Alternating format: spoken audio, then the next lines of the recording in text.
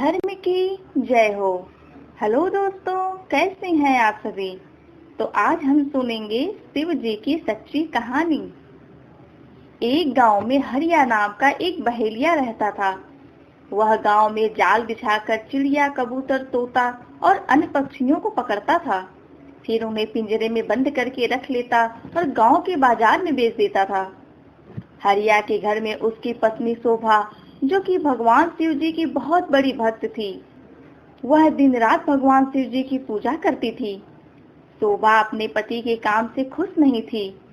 एक दिन उसने हरिया से कहा, सुनो जी, तुम जिन पक्षियों को पकड़कर बेचते हो, इससे उन्हें बहुत तकलीफ होती होगी।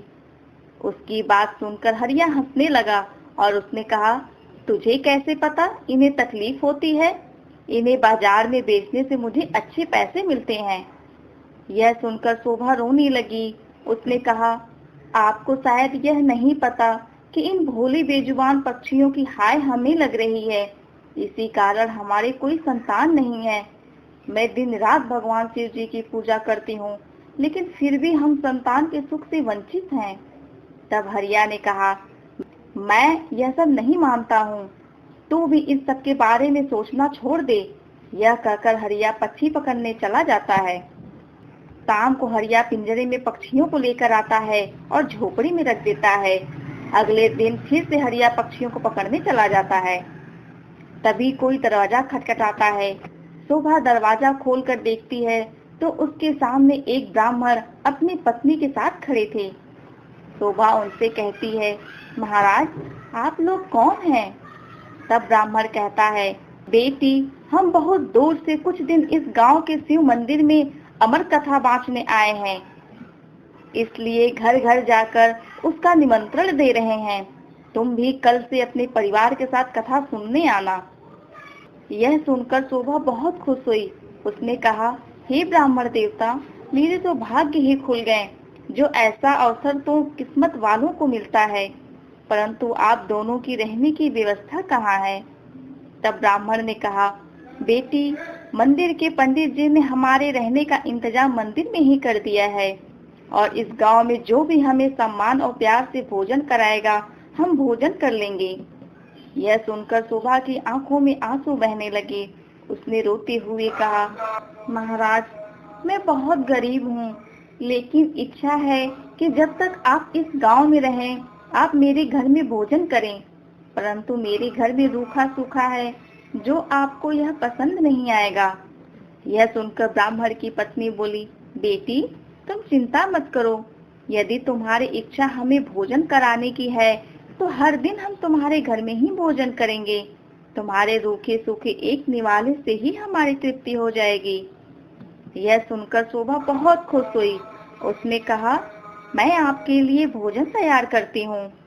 तब ब्राह्मण ने कहा, माई, तुम भोजन तैयार करो, हम पूरे गांव में निमंत्रण देकर तुम्हारे घर आएंगे। यह कहकर दोनों चले जाते हैं। शोभा भोजन तैयार करती है। कुछ समय बीत जाने के बाद दोनों पति पत्नी शोभा के घर भोजन करने आ जाते हैं। जब वे भोजन करने बैठते हैं, तभी ब्राह्मण की नजर पिंजरे में पक्षियों पर पड़ती है। वो उठकर खड़े हो जाते हैं।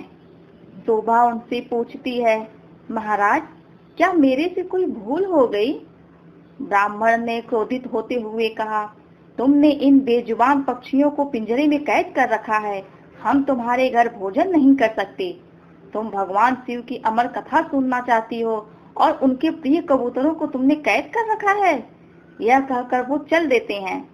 शोभा उनके पैर पकड़ लेती है और कहती है, हे ब्राह्मण देवता, मेरे घर से रुष्ट होकर न जाइए। मैं तो वैसे भी संतान सुख से वंचित हूँ। अगर आप भी बिना भोजन किए चले गए तो हमारा सर्वनाश निश्चित है। यह पक्षी मेरे पति ने पकड़े हैं, मैं अभी इन्हें आजाद कर देती हूँ। यह कहकर वह बाहर जाकर सारे पक्षियों को आजाद कर देती है। यह देखकर ब्राह्मण पत्नी सहित भोजन करते हैं और शोभा को सौभाग्यवती और पुत्रवती होने का आशीर्वाद देकर चले जाते हैं।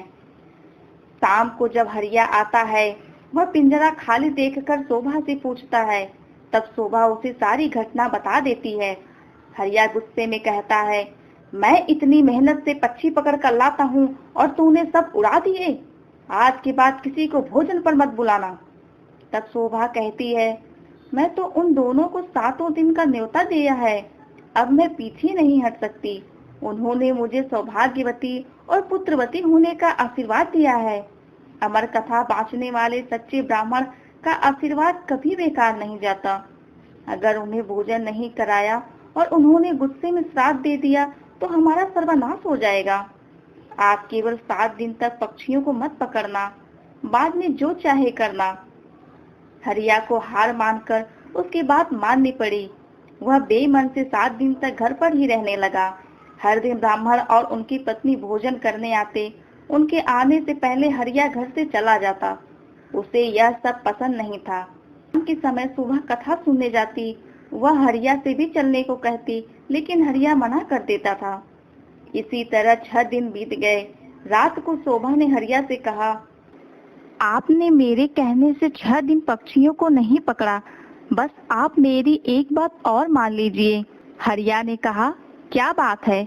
वैसे मैं केवल घर पर एक ही दिन रुकूंगा, परसों से मैं अपने काम पर चला जाऊंगा। तब शोभा ने कहा, कल अमर कथा समाप्त हो जाएगी।